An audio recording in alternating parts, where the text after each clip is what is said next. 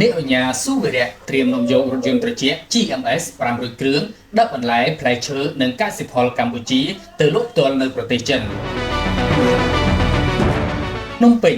អ្នកអញ្ញាស៊ូវីរៈអគ្គនាយកក្រុមហ៊ុនវីរៈប៊ុនធម្ម Express បានឲ្យដឹងនៅថ្ងៃទី11ខែមិថុនាឆ្នាំ2025នេះថាក្រុមហ៊ុនវីរៈប៊ុនធម្មបានចុះកិច្ចព្រមព្រៀងជាមួយក្រុមហ៊ុនរបស់ចិននៅខេត្តយូណានដើម្បីនាំយករថយន្តត្រជាក់ GMS សរុបចំនួន500គ្រឿងសម្រាប់ដាក់បន្លែផ្លែឈើនិងកសិផលកម្ពុជាទៅលក់ផ្ទាល់នៅប្រទេសចិន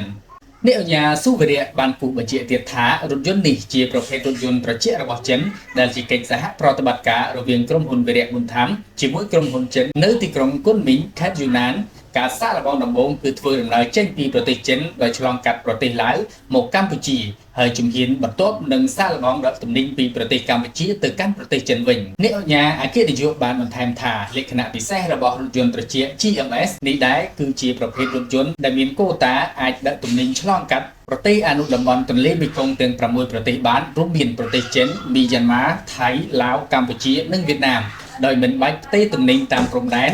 ពិសេសរថយន្តនេះនឹងផ្ដោតសំខាន់លើការដឹកកសិផលរបស់កម្ពុជាទៅកាន់ប្រទេសចិនផ្ទាល់បាន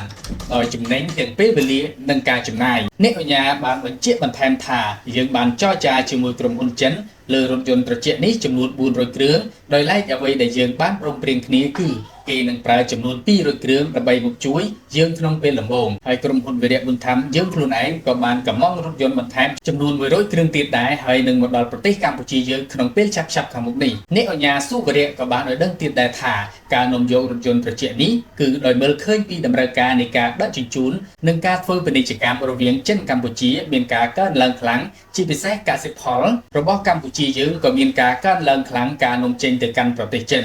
ជាក់ស្ដែងយើងឃើញថាកម្ពុជាក៏ទៅទទួលបានកូតានាំចេញផ្លែទុរេននិងទឹកមុតត្រជាកម្មហើយសង្ឃឹមថានឹងមានកូតាថ្មីទៀតក្នុងការនាំកសិផលពីកម្ពុជាទៅចិនបន្ថែមទៀតក្នុងពេលឆាប់ៗខាងមុខនេះផងដែរ